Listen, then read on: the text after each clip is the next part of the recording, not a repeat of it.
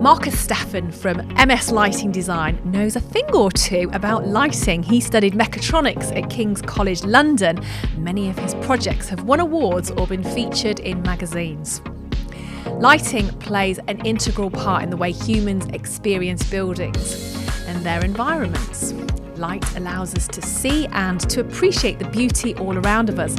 Is it possible for us to appreciate architecture without light? Welcome, Marcus. How are you doing? I'm good. Thank you for having me. Yeah, pleasure. Icebreaker time. Okay, so as is the format of the podcast, we invite our guests to share some information about themselves that typically anybody listening wouldn't associate with you. It's maybe a product or some words. Right. What have you got? Well, I did do my homework, and I looked around and I thought, what am I going to bring? I'm not particularly secretive about what I do or anything like that, but one thing most people don't know is one of the ways I relax is I actually paint little miniatures. So I brought a couple of those along to show you. Miniature what? They're little miniature figures, like basically toy soldiers. So I do these in my spare time.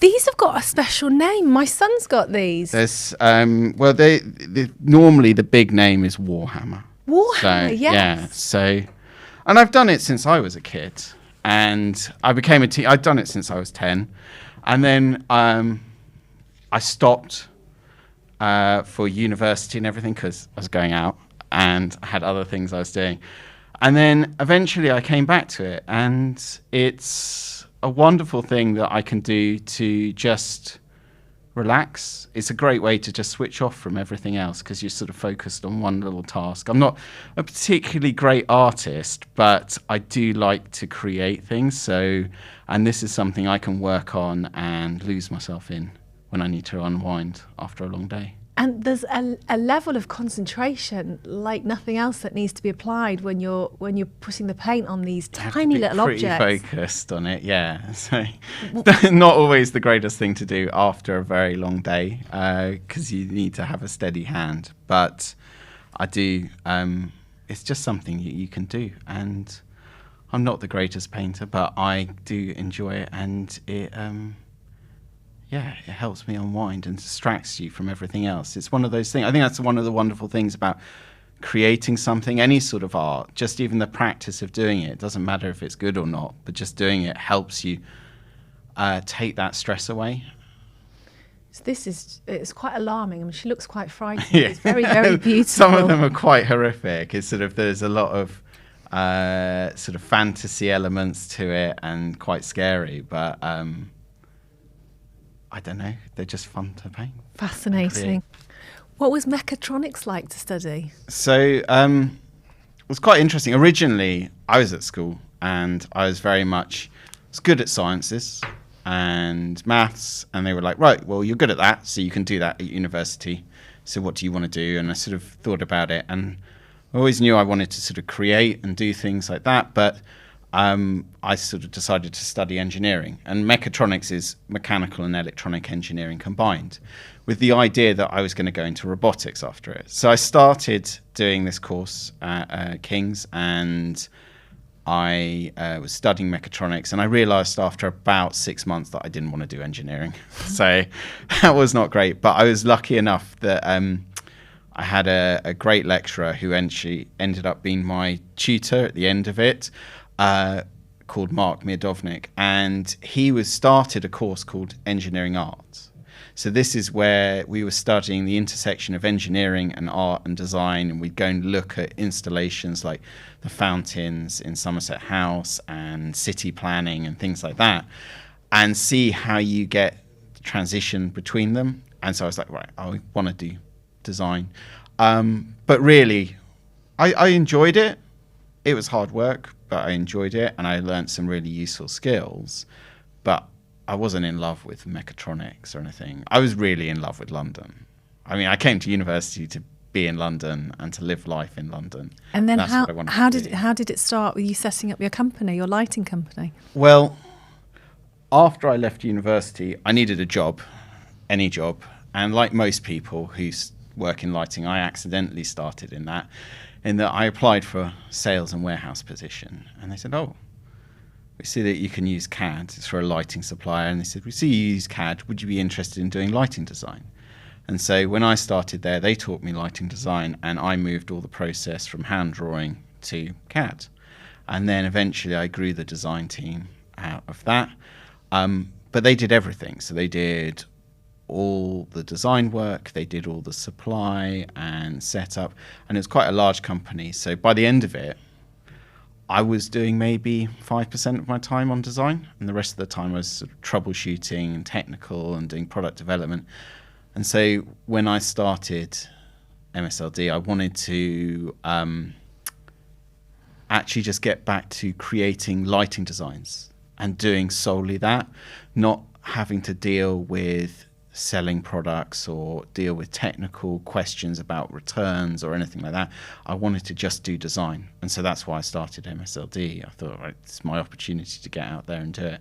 I had a chance to be able to effectively take a year to start the company and support myself. I got some savings. So I thought, right, now's the time to do it. And the rest is history.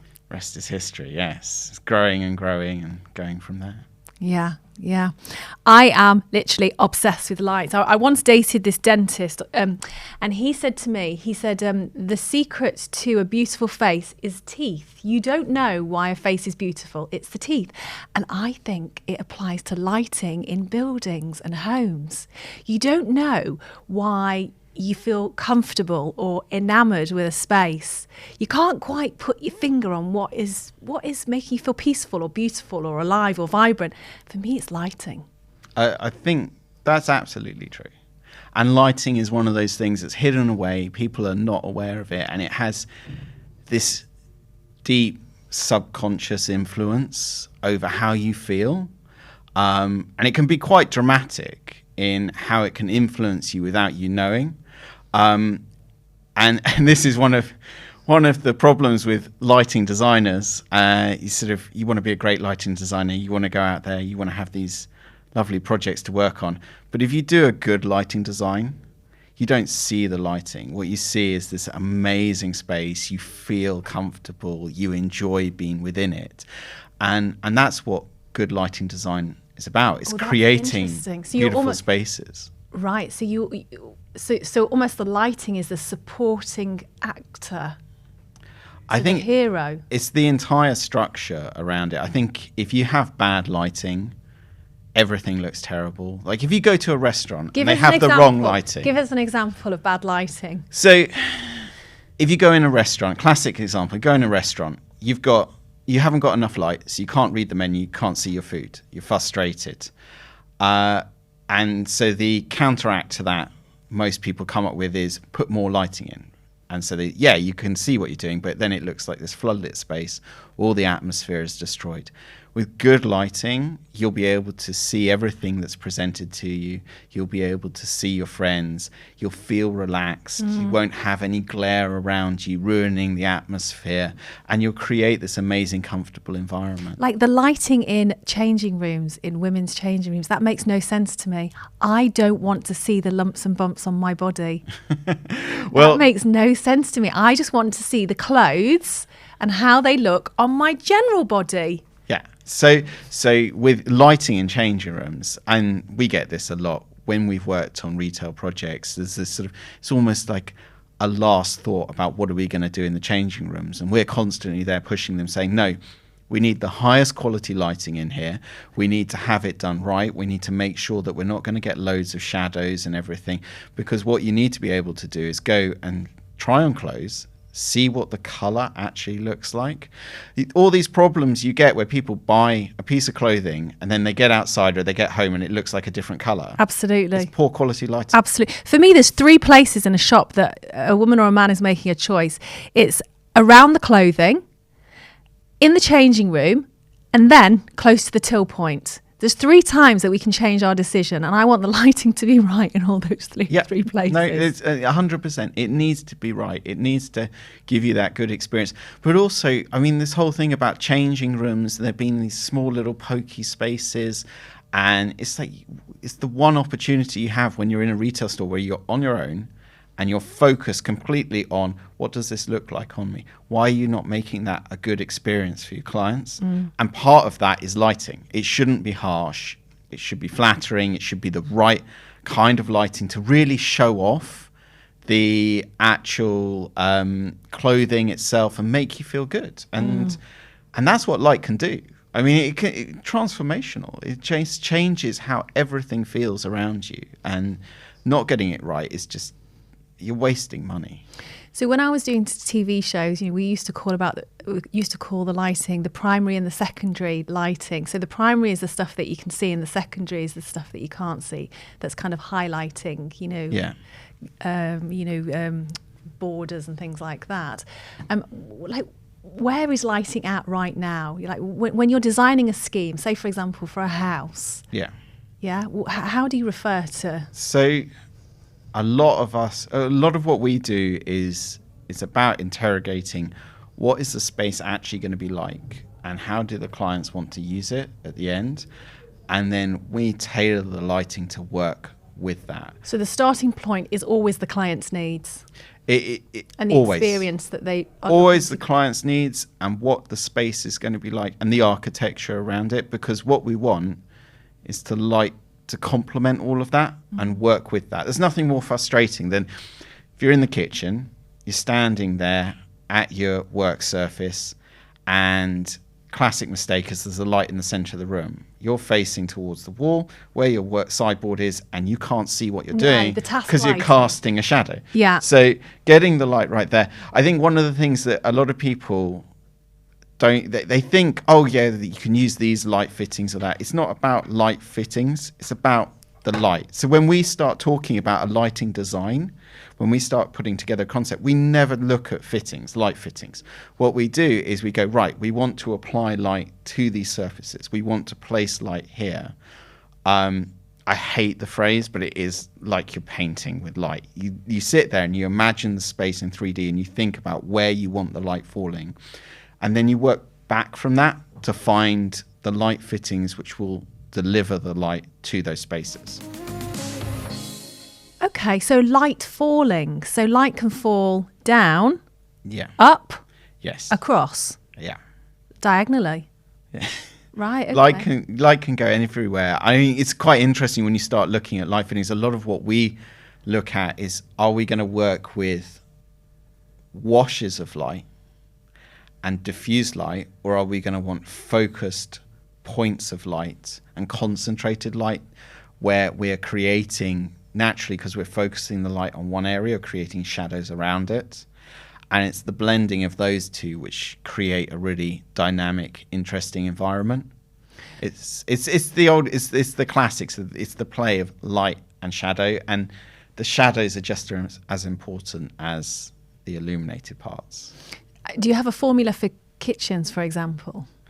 I don't have a formula. It is tailored. One thing that I detest are grids of spotlights. I really, Why? It winds me up because it does everything wrong. The ones that you get fitted, because generally it's done because it's for budget reasons and because it's easy for contractors and quantity surveyors to work out what it costs, because you price per light. So they'll do a grid and they'll say, right, there you go. But what you get are fittings with no anti-glare technology. So when you walk in, you're assaulted by all these bright spotlights. You're it's creating little pools of light, and you're doing that to create an even light across the space, which seems like the most contradictory thing to do, because surely you want to just wash it if you want even light everywhere. And then because it's even and it's equally spaced, you invariably don't get them in the right place, so they're not above work surfaces and things. And you get a flat, bland environment, which makes the space look smaller. So for anybody that doesn't want to be assaulted by their spotlights, I love that adjective, and wants instead a wash of light, what would your recommendation be? One of the things which we will often do in kitchens is we will install linear LED strips both underneath wall cupboards and on top of wall cupboards. And as long as you have light finishes, so if you've got a light ceiling, you can make those very powerful. You can bounce light off the ceiling. So instead of having a whole grid of spotlights everywhere, you could have a concealed light on top of the cupboards, which washes up into the ceiling and bounces light back down into the space. You need to get no glare. You have soft ambient light. It's actually going back to sort of the classic old-fashioned wall uplighter that you used to have. But what you're doing is you're concealing it all. So when you have it on in the day, you have your lights off. You don't see any light fittings. It's all concealed, which gives you a much cleaner space. It makes it feel more relaxed because you haven't got all this clutter on the ceiling. And I think that's a lot of what we do, is trying to remove the sort of the ceiling clutter or wall clutter that you get with lighting and switches and all these other things. We just want to make it simpler and not detract from the interiors. Murano is going to be listening to this, the chandelier makers, and they're going to be like, forget your concealed stuff. What about our chandeliers? You see, that's really interesting, because we generally break it down. There are two different categories of light that we would have when it comes to light fittings. There'll be the architectural lighting, and then there's the decorative lighting. And we design everything with the architectural lighting, and generally we're trying to conceal all of that. But the decorative lighting is a partnership between the client and the interior designer and the architect and ourselves to find something which fits in there. Because if you're going to have a beautiful chandelier, we almost don't treat that as a light fitting. It has to be turned on and off, but it's a piece of decoration. Agreed. It's a piece of decoration. And if you've got a beautiful crystal chandelier, one of the things I can guarantee you're going to want to be able to do with it is dim it all the way down, so you've got a lovely warm glow coming from it. That's not providing any realistic light levels into the room. You need to put other lighting into that space. So you want to be able to dim it down so you can have that beautiful chandelier and not be sitting in darkness. Are there rooms in a home that you think are better suited to the pendant, the architectural light fitting? So if we're talking, I mean, bathrooms. I love bathrooms with chandeliers. But it's a decorative feature. You should be able to do that, and it is possible to do it as long as you've got enough height. But you're right. It's not creating a lighting solution. But that means you can build the other lighting in around it. I mean, key to good lighting is getting layers of lighting in there. You don't have one light, and that's what you're going to use. So in a bathroom, yes, put your chandelier in. But what we can do is make sure there's good lighting around the mirror so you can see your face. We'll put in some sort of concealed light source, like maybe a linear light in a shadow gap or something, which is going to wash walls with light. That will give you your overall bright light. And then what you can do is you can transition from early morning, get in there, nice and bright, get yourself ready. But then at night, if you want to come back, have a bath and relax, you can dim down or turn everything else off. You can have a little glow from your chandelier, maybe have some little uplights in the floor and they wash up the wall around your bath, and you can sit there and relax, and it's all very chilled out. And that's only possible by having different layers of light, which you can then adjust and change separately. See, Marcus, this is all well and good for new builds, your layering and your washing. But for anybody watching this, that's perhaps an architect or an interior designer that's taking on a legacy building, with an existing, internal bricks and mortar infrastructure, this washing and layering is a nightmare, no? No. So it depends on how far you're going. So one of the things with lighting is it needs wiring. So if you are going to get integrated lighting put into your building, you're talking about extensive works. So if you're talking about an old building which you're renovating, it's all possible to do. Like, we've done some fantastic work where people have beautiful, ornate, original cornice around their ceilings. And we've done work to highlight all of that with concealed lighting. So it's all showing off. And that also then provides all the lighting into the room. So then we don't need to put a load of spotlights in there or anything like that. So you can definitely do things. And we're currently working on 3 different listed properties. So these have got a lot of restrictions, but we're integrating lighting to complement all of that. If you're working on a project where you're not doing extensive rewiring. You're not going to do all the redecorating or replastering. There are ways that, I mean, there are ways of improving it. Remember surface-mounted electrics? Oh God! Don't start. Well, yeah, that's an assault. It's not. No.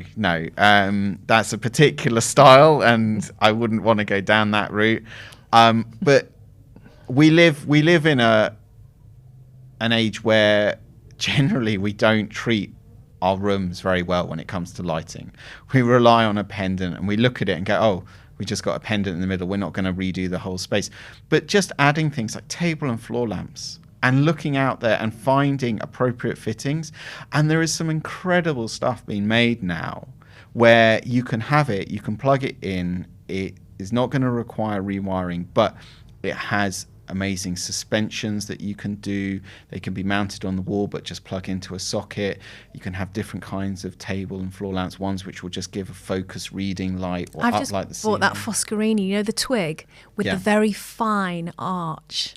Yeah, so you've got things like that which is just so different. You don't have to have just a table lamp with a shade, but even if you're going to do anything, just put 2 or 3 table lamps with a shade in the corners of the room, and it will just transform the space. What brands are you looking at? What are the hot brands at the moment? You mentioned Occhio. So we go around and we look at a lot of different fittings. Occhio is a beautiful German manufacturer, very simple, clean lines, and some beautiful pieces that they make. And the quality of the light is exceptional. Why?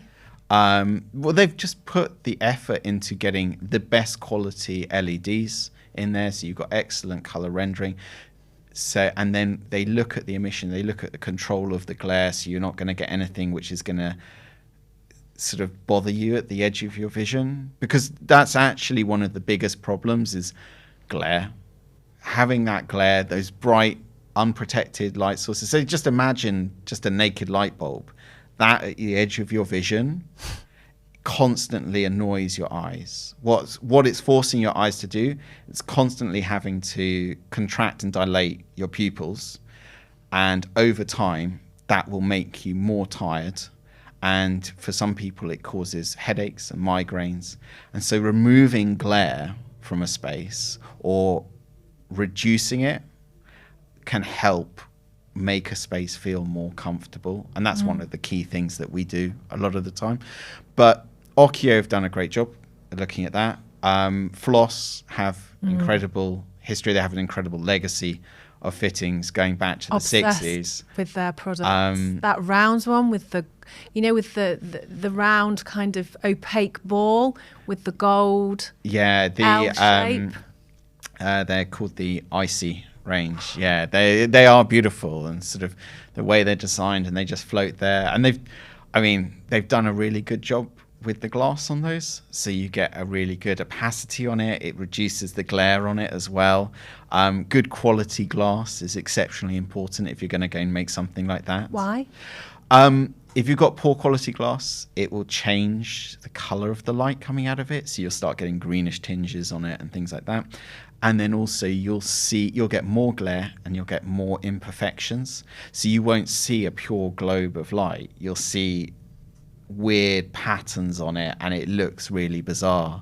And it's one of those things. It's been quite tough for us over the last few years, because we want to see the light fittings that we're specifying, and you can Photoshop or photograph these and make it look very good, but until you see them in person, you don't know. And there have been fittings which we thought look amazing, and then when we've seen them in real life, there's horrible patterning on it, and it's like we can't even specify it on projects because it doesn't look good. But in the catalogue, it looks beautiful.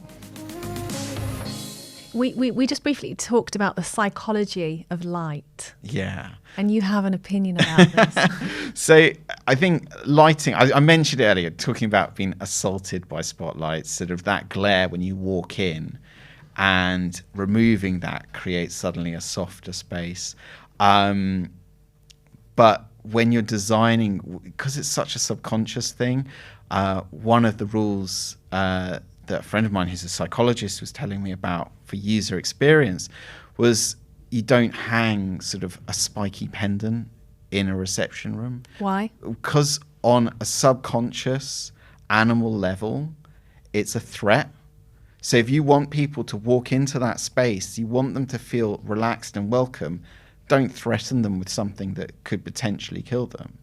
And so if you've got something which has got a lot of sharp spikes, naturally your animal brain is going to be saying to you, danger.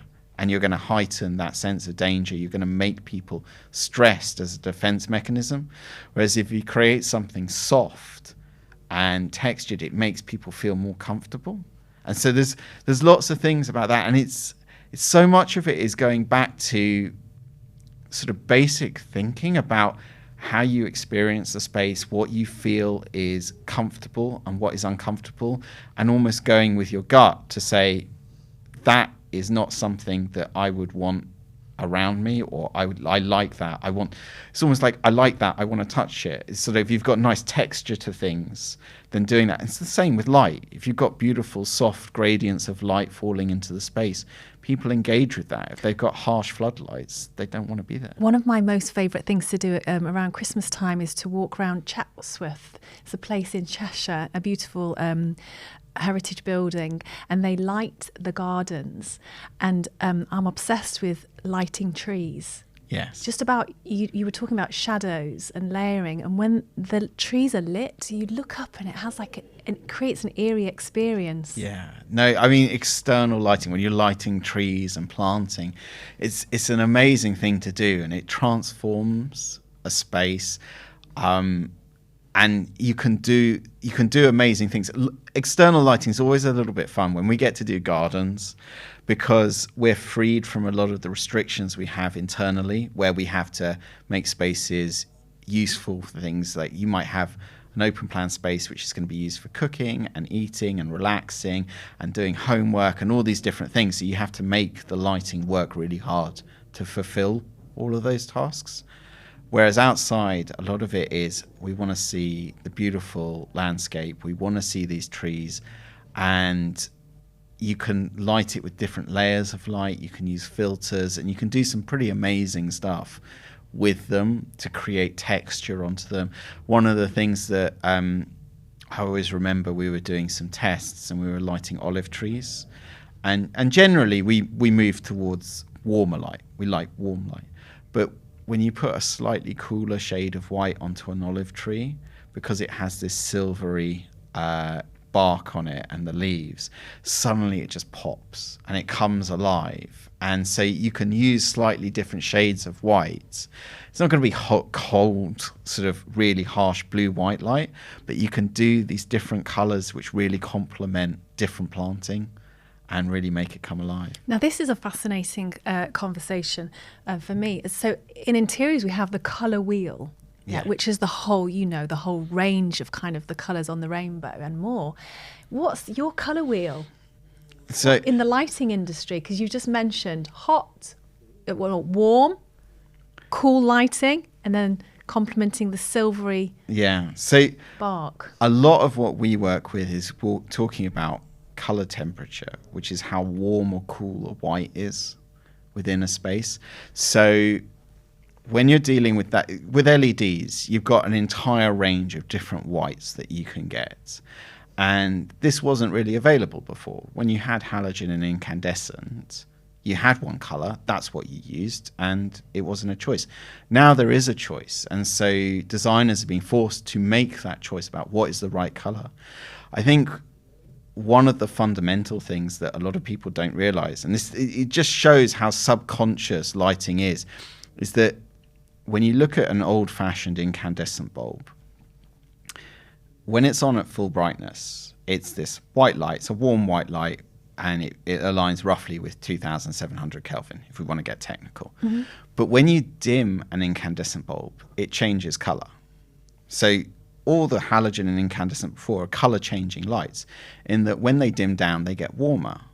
So what happens is you go from a white light, like a warm white light, then you go down through some yellows and oranges to reds. And if you have them dimmed right at the low end, you've got this sort of reddish orange glow coming from it, which is like fire, when fire gets low.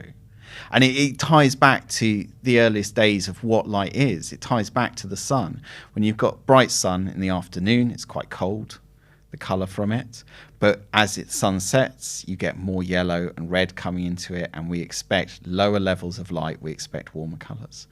What is one of the biggest challenges you have now is because LEDs don't change colour. They stay one colour temperature.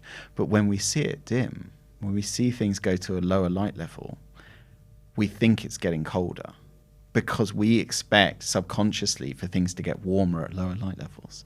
So we're always there sort of trying to work out what do we want on at the lower light levels, what can we bring in with warm white lights to really blend into that and create that lovely soft environment. The way I describe it when I talk to my clients is if we're doing sort of a living space or something like that, we want to have good bright light.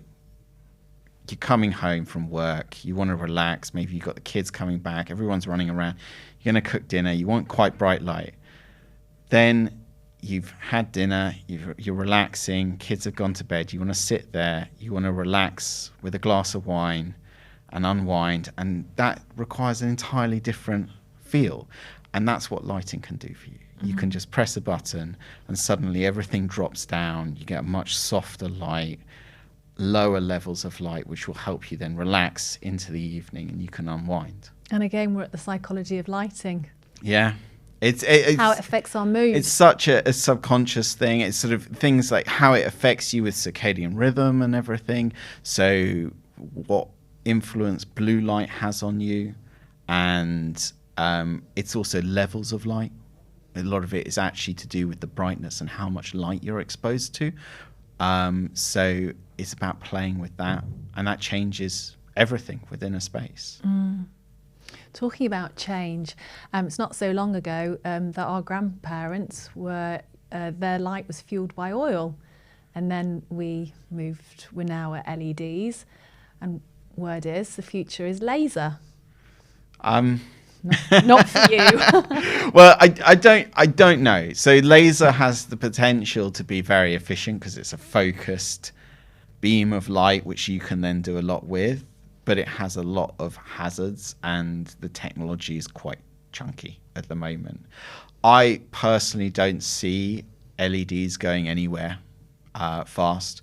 What you've had is this transition over the last 15 years probably with LEDs where they weren't practical for us to use for illuminating homes to now becoming this amazing super efficient light source. We're at a point now where we're using between 80 and 90% less electricity than we were with original halogen incandescent. They're far more efficient, longer life, and you can get some really interesting form factors with them, which is nice and innovative for people who are designing products.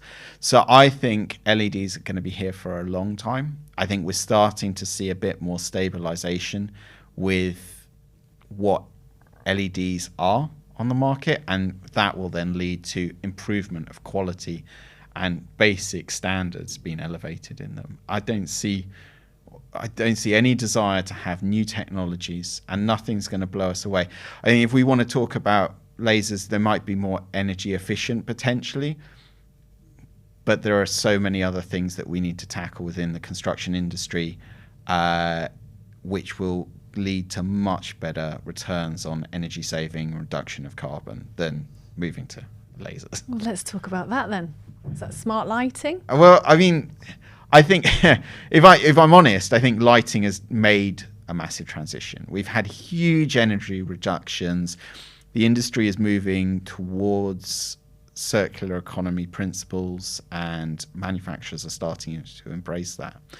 I don't think that we're going to see, I mean, smart controls will be coming. They are here already. They'll become more accessible and easier to use.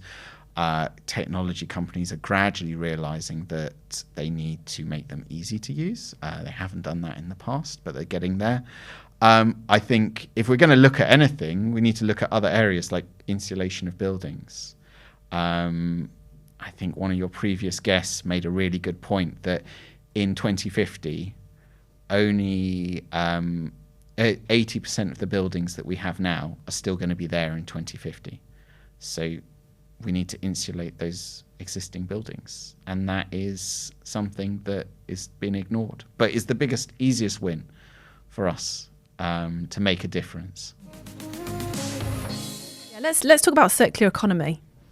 Right. So circular economy is the idea that you can reuse and recycle products, but it's not just about recycling. It's also about, can you reuse and refurbish existing products? And the lighting industry is really bad at this.